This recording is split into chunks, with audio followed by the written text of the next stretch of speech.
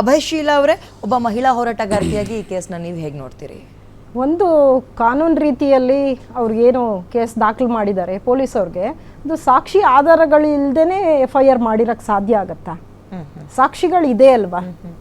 ನಾನು ಇದೊಂದು ಕೇಳಬೇಕು ಸರ್, FIRಗೆಲ್ಲ ಸಾಕ್ಷಿಯನ್ನ ಕೇಳ್ತಾರಾ? ಖಂಡಿತವಾಗಿ ಆರಂಭದಲ್ಲಿ ಮಿಯರ್ ಕಾನ್ಸಿಕ್ವೆನ್ಸಸ್ ಅಂದ್ರೆ ಆತನ ಮತ್ತೆ ಈಕೆಯ ರಿಲೇಶನ್ಶಿಪ್ ಇಲ್ವಾ ಅನ್ನೋದನ್ನ ಪ್ರೂವ್ ಮಾಡಬೇಕಾಗತ್ತೆ. ಅದನ್ನ ಅವರಿಬ್ರು ಒಂದೇ ಒಂದು ಜಾಗದಲ್ಲಿ ಕೆಲಸ ಮಾಡ್ತೀವಿ ಅಂತ ಹೇಳಿದ್ದಾರೆ.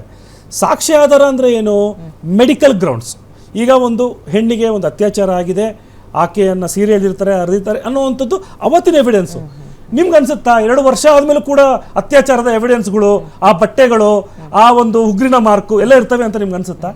So no, it is only ಅವರ ರಿಲೇಶನ್ಶಿಪ್. ಇಂಥ ಕೇಸ್ಗಳು ದಾಖಲಾಗಬೇಕಾದ್ರೆ FIR ಆಗಬೇಕಾದ್ರೆ ಕೆಲವೊಂದು ಸಾಕ್ಷಿಗಳನ್ನ ಅಥವಾ ಪ್ರೂಫ್ಗಳನ್ನ ಕೊಡಬೇಕು. ಸಾಕ್ಷಿ ಇಷ್ಟೇ, ಅವರಿಬ್ರು ಕೂಡ ಪರಿಚಯ ಇರ್ತಾರೆ ಅಂತ ಒಂದು ಮೆಸೇಜ್ ಕಾನ್ವರ್ಸೇಷನ್ ಇರ್ಬೋದು, ವಾಟ್ಸ್ಆಪ್ ಇರ್ಬೋದು, ಅವೆಲ್ಲವೂ ಕೂಡ ಸುಪ್ರೀಂ ಕೋರ್ಟ್ ನಲ್ಲಿ ಆಗಿರ್ಬೋದು, ಹೈಕೋರ್ಟ್ ನಲ್ಲಿ ಆಗಿರ್ಬೋದು, ಬೇರೆ ರೀತಿ ನಡೆಯುತ್ತೆ.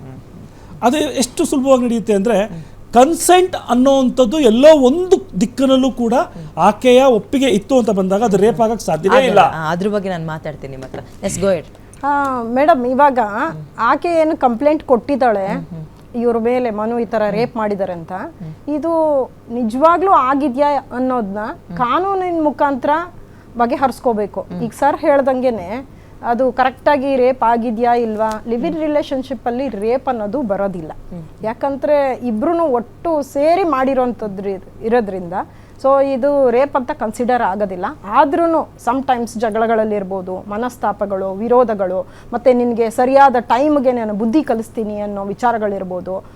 ಯಾಕಂದರೆ ನಾಳೆ ರಿಲೀಸ್ ಇರೋದ್ರಿಂದ ಇವರಿಗೆ ವೇಟ್ ಮಾಡ್ತಾ ಇದ್ವಿ ಅಂತ ಟೈಮಿಗೆ ಅಂತ ಹೇಳಿ ಇದು ಮಾಡಿರ್ಬೋದು ಅಂತ ಒಂದು ಮೇಲ್ನೋಟಕ್ಕೆ ಕಾಣಿಸ್ತಾ ಇದೆ ಮೇಡಮ್. ಬಟ್ ಇದನ್ನು ಹೊರತುಪಡಿಸಿ ಈ ಲಿವ್ ಇನ್ ರಿಲೇಶನ್ಶಿಪ್ ಅಂತ ಮಾತಾಡೋದಾದ್ರೆ ಸರ್, ನಾನು ನಿಮ್ಮ ಹತ್ರನೇ ಹೋಗ್ತೀನಿ. ಎಷ್ಟು ಅಡ್ವಾಂಟೇಜ್ ಮತ್ತೆ ಡಿಸ್ಅಡ್ವಾಂಟೇಜ್ ಜಾಸ್ತಿ ಯಾವ್ದಿದೆ ಲಿವ್ ಇನ್ ರಿಲೇಶನ್ಶಿಪ್ ನಲ್ಲಿ? ಮಾತಾಡ್ತಾ ಇಲ್ಲ. ಪ್ರಕರಣ ಬಿಟ್ಬಿಡೋಣ. ಪ್ರಕರಣ ಬಿಟ್ಟು ಲಿವ್ ಇನ್ ರಿಲೇಶನ್ಶಿಪ್ ನಾವು ಧಾರ್ಮಿಕವಾಗಿ ನೋಡಿದಾಗ, ಧಾರ್ಮಿಕವಾಗಿ ನಮ್ಮ ಸಂಸ್ಕಾರ, ನಮ್ಮ ಸಂಸ್ಕೃತಿಯಾಗಿ ಬಂದಾಗ ಖಂಡಿತವಾಗ್ಲೂ ಲಿವ್ ಇನ್ ರಿಲೇಶನ್ಶಿಪ್ಗೆ ನಮ್ಗೆ ಅವಕಾಶ ಇಲ್ಲ. ಮತ್ತೆ ನಾವು ಅದನ್ನ ಪ್ರಾಕ್ಟೀಸ್ ಮಾಡೋದು ಅವಕಾಶ ಇದೆ. ಹೌದು, ಧಾರ್ಮಿಕವಾಗಿ ಇವಾಗ ನಮ್ಮ ಮನೆಯಲ್ಲಿ ನಮ್ಮ ಹೆಣ್ಮಕ್ಳೇ ತಗೋಣ, ಬೇರೆ ನಾನು ಉದಾಹರಣೆ ಕೊಡೋದೇ ಬೇಡ. ನನ್ನ ಮಗಳೋ ಅಥವಾ ನನ್ನ ಮಗನೋ ಒಂದು ರಿಲೇಶನ್ಶಿಪ್ಪಲ್ಲಿ ಇದ್ದಾನೆ ಮದುವೆಗಿಂತ ಮುಂಚೆ ಅಂದಾಗ ಅದನ್ನು ಒಪ್ಕೊಳ್ಳೋಂಥ ಸಂಸ್ಕಾರ ನಂದಾಗಿಲ್ಲ. ಆ ಅಡ್ವಾಂಟೇಜ್ ನಮಗಿನ್ನ ಬಂದಿಲ್ಲ, ಆ ಅಡ್ವಾನ್ಸ್ಮೆಂಟ್ ನಮಗಿನ್ನ ಬಂದಿಲ್ಲ. ಆದರೆ ಮಾಡರ್ನೈಸೇಷನ್ ಇವತ್ತಿನ ಫ್ಯಾಮಿಲಿ ಕೋರ್ಟ್ಸ್ನಲ್ಲಿ ನೋಡ್ತಿರುವಂಥ ನೀವು ಪ್ರಕರಣಗಳನ್ನ ನೋಡಬೇಕಂದಾಗ ಹೆಣ್ಣಿಗೆ ಎಂಪವರ್ಮೆಂಟ್, ಸಬಲೀಕರಣ ಆದಾಗ ಆಕೆಗೂ ಕೂಡ ಒಂದು ಇನ್ಕಮ್ ಅನ್ನೋವಂಥದ್ದು, ಆಕೆಗೂ ಇರುವಂಥ ಫ್ರೀಡಮ್ಸ್ಗಳು ನೋಡಿದಾಗ ಡೆಫಿನೆಟ್ಲಿ ಈಗೋ ಕ್ಲಾಶಸ್ ಆಗ್ತವೆ.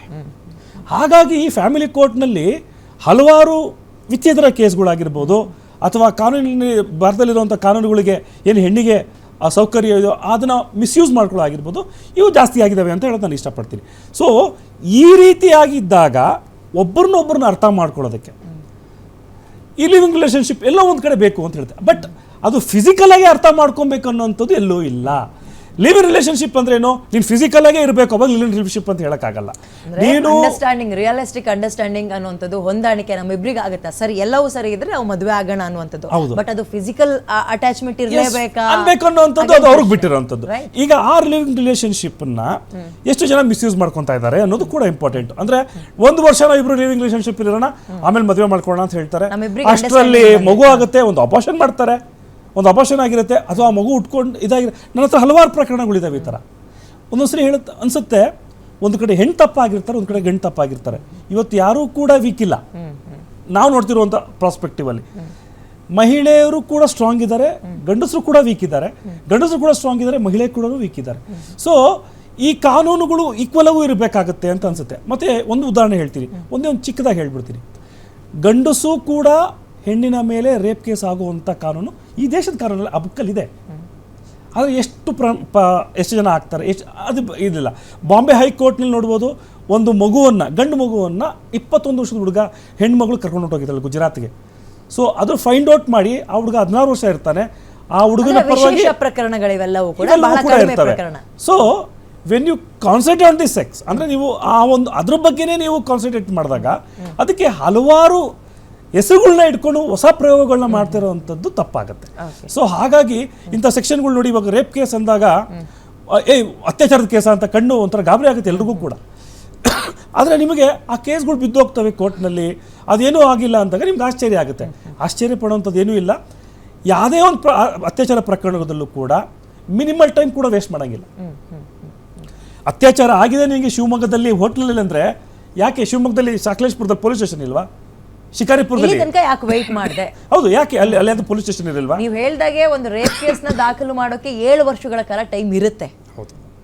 ಬಟ್ ದಿನ ಹೋಗ್ತಾ ಇದ್ದಂತೂ ನಾನು ಪ್ರೂಫ್ ಕೊಡ್ತಾ ಹೋಗ್ಬೇಕಾಗುತ್ತೆ. ಯಾಕೆ, ಏನು ಲೇಟ್ ಯಾಕಾಯ್ತು ಅನ್ನೋಂಥದ್ದನ್ನ ಕೂಡ ಆಕೆ ಪ್ರೂಫ್ ಕೊಡ್ಬೇಕಾಗುತ್ತೆ. ಬಟ್ ಅದನ್ನ ನೀವು ಎಂತ ಫ್ಯಾಬ್ರಿಕೇಟ್ ಮಾಡಿ ಕೊಟ್ಟರು ಕೂಡ ಎಂತಕ್ಕೆ ಏನು ಗನ್ ಇಟ್ಕೊಂಡು ಕೂತಿರ್ತಾರೆ ಯಾವಾಗಲೂ ಅಲ್ವಾ?